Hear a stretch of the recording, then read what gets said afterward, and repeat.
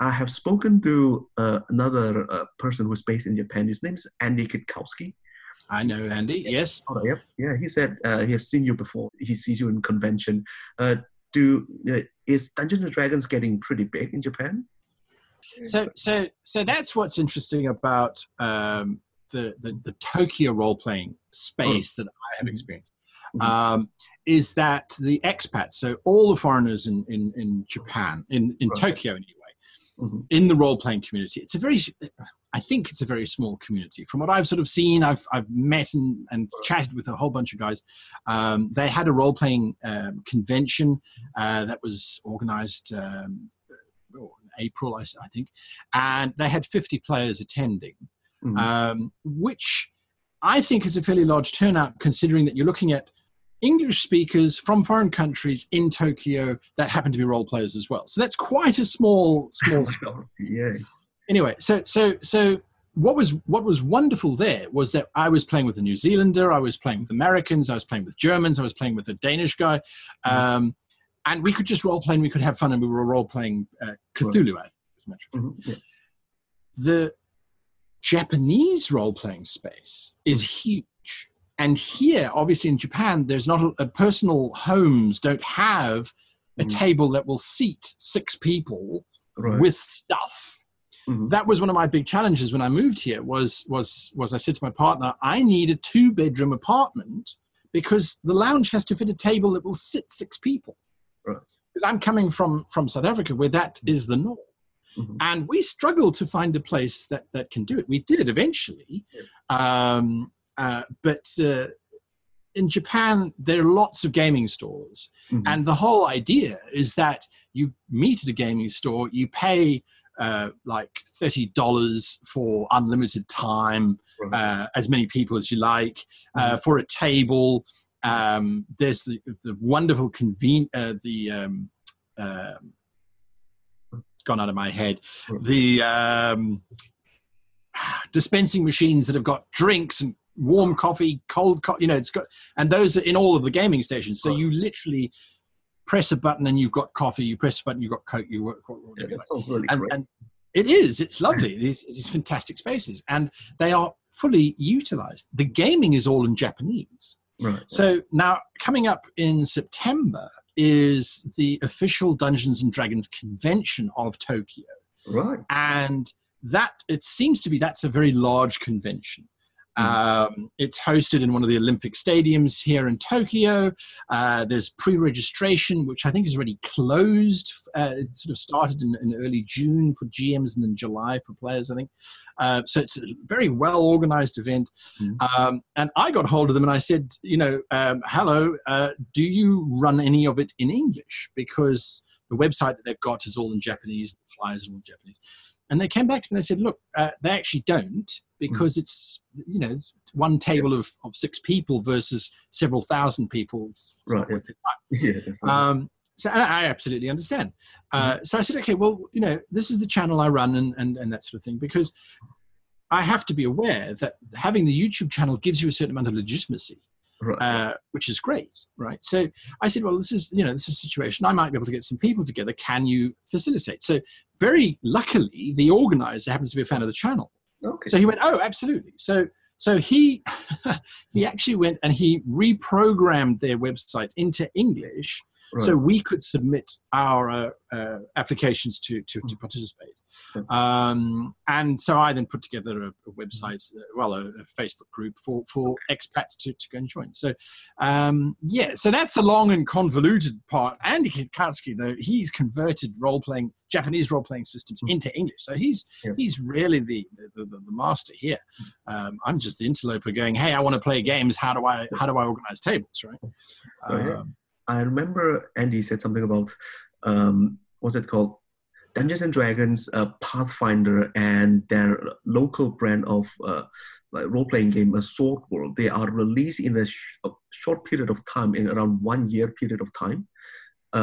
All 3 are released. So it's pretty much a battleground in Japan, isn't it, for these 3 humongous brands. Do you see any side kind of winning the battle? I have to say, I think Dungeons and Dragons is going to win out every single time. just from the brief time that I've been here in Japan, the local systems, I haven't yet experienced any of the local systems. I'd like to, just to sort of see the approach. But again, from what I have seen, Pathfinder is now releasing, Pathfinder 2 is now coming out. It's marketing budget. That's the bottom line. And when you're breaking into new spaces, Dungeons and Dragons has got a bigger marketing budget. So they're going to get in there. Magic the Gathering is massive here in Japan. So with Dungeons and Dragons now releasing the setting for Magic the Gathering, it's a match made in heaven. Especially here in Japan, anyway. I mean, the one gaming store that I go to, it's a double-story building. The one story is for board games, role-playing, dice, miniatures, Warhammer. The other floor is just for Magic cards, and that's it. So it's a big influence here, and it's a popularity game as well. All you have to do is look to where is Japan going to turn for educational videos about role-playing. And sadly, there are very few Japanese channels on role-playing. I have scoured the YouTube space for Japanese role-players putting out videos on role-playing and that sort of thing. There just aren't any. There's one or two, but it's not what they talk about is Dungeons and Dragons. So I suspect that's where that battle's going to end up. I'll be able to tell you more after the convention in September, because then I'll be able to see sort of the effect more, I think. But that's a Dungeons and Dragons convention, and it's big enough to warrant the fact that they have to hire a stadium, the Olympic Stadium, to host this. That's insane. How many thousand of people are going to be there? Well, that, like I said, yeah, absolutely. That remains to be seen. So it will be interesting to see what the turnout is like. Okay, yeah. A couple of last questions. Let's talk about your channel. What's your plan with your channel? What sort of direction are you going to bring your channel into? Because currently, I think it's doing really great, and you've got lots of new contents coming out. I've been watching them, and what's coming next? That's an interesting question. So, yes, the channel at the moment, as of this interview anyway, it's in a very good place because I have now gone full time on the channel.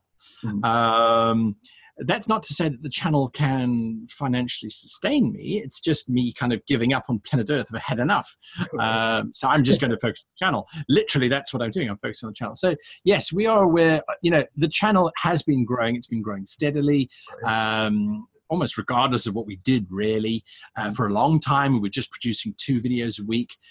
We're now up to 5 videos a week on various topics, and having built partnerships with other companies as well. So coming up, I'm nervous to say this because it could be an absolute disaster, but something that we're doing, and you're actually the first person to hear about this, so I don't know when the interview is going to go out, so it might be old news by then. But one of the things that we are seriously looking at is, not seriously looking at, I've done the first episode, is an animated take on things. So there's certain things that you can cover in a video. Now, something that I'm very aware of is that my channel is not a personality channel. It's not about me. For most of my videos, I don't even tell people my name. It's more about the facts, about the skill and the techniques that I can offer, right? So it's not a personality channel. It's not an entertainment channel. We've seen that. When we release content that's purely entertainment, there's very little response to it. People are very cold to it. It's not an opinion channel. People don't like opinions. That we've definitely seen. People want usable stuff. So with the animation, what we've done is we've kind of taken the stance of, let's do an animation, let's put it out there, and in the animation we will unpack an idea or a thought, or we'll drive home a principle which the regular videos talk about, but in a slightly more entertaining way. Right. So the first video looks at the Dungeons and Dragons starter set, The Mine of Fendelvia, All right. which was great to introduce us to 5th edition. But at the same time, that opening sequence, there's a goblin fight. Yeah. It's not very inspired. So the video looks at that and goes, okay, well, what could you have done differently? What should have been done differently? Or what's the result of just using that as your benchmark? Anyway, so we've had some people look at it. They're all close friends of mine, just that my ego doesn't get destroyed too much. And their responses so far been, yeah, it's pretty funny. So I'll take pretty funny. I think that'll work. Anyway, so that's the idea moving forward, is that now that I've gone full time, I have the time to be able to do that. Another thing that's in the works, it's also going to come out fairly soon, is that I have finished writing a book. One of either many or the only one, depending on the response from people, basically. And basically what the book does is it takes the channel, and the first book is on how to create an epic campaign. So it's literally how to do it from scratch all the way through down to planning the adventures that would go into that campaign. So it's I've called it the complete guide because it's packed full of everything that I can think of that you need in order to be able to create a campaign using the techniques of the channel, but also because it's written, I can expand on stuff a lot more than I do in the actual videos themselves. But the way that I've written it, it's not a technical manual. It's not a boring book. I've written it as I speak. So there's like smiley faces and there's, it's just crazy. It's crazy. People have read the book and they're like, I couldn't read it in my own voice. I could only read it in your voice because it literally, it reads like I am talking to the person. So if you like that sort of approach, then you'll like the book. Anyway, so, and with that book, what we did is to produce a book is exceptionally expensive. From an art perspective, forget the time that it takes to write the book and to send it off to editors and for them to have a look at it. And I'm going to just say right out now that Michael Kesevan from Ask a Pathfinder, he does a channel on Pathfinder, obviously. His lovely lady Suze is busy editing my book for me at the moment, and cursing and hating me for it, because she refuses to let me go it out in the rough state that I had originally done it. So I'm really thankful for that. Anyway, so we're doing a book. The book contains artwork. The artwork was all made by myself, simply because of the production cost. Artwork for a book, $3,000 or $4,000 US for a book. That's a huge investment. So we said, you know what, rather let me work full time. I've been full time now for 2 months or since July. Let me do the artwork. And I don't know. Technically, I was trained many years ago as an animator and as a graphic artist. We'll see what the response is like. All right. Okay. One last question. Something I ask everybody I interviewed. What is your secret sauce to DMing? My secret sauce to DMing is to give my players exactly what they want, but never in the way that they expect it. That's how I do it. So if they expect ogres, I will give them ogres riding war rhinoceroses. Or I will give them paratrooping ogres, or whatever. I will give them what they want, but always in a way that they never expected. So that's my secret sauce, really. I mean, so now you don't have to watch my channel. You now know. There we go. That's really good, because I was expecting to say just watch my channel. What I love about role playing, absolutely, I love about role playing, is that you can walk into a room of role players. Never met them before. You haven't even spoken to them. You don't even know their real names. And frequently, I don't remember their real names. But that's a different story. And sit down with a piece of paper and a dice and spend the next 6 hours saving the world, shouting and cheering and fighting and arguing and debating and problem solving. You can do all of that because of role play. I can't think of many other activities that allow you to have such a personal connection as role playing. So that's what I love about it. Absolutely love it. I haven't yet been to a country where I haven't had a great role playing experience. And that was Guy Sclanders from How to Be a Great Game Master YouTube channel. You can find the link to his channel in the description below.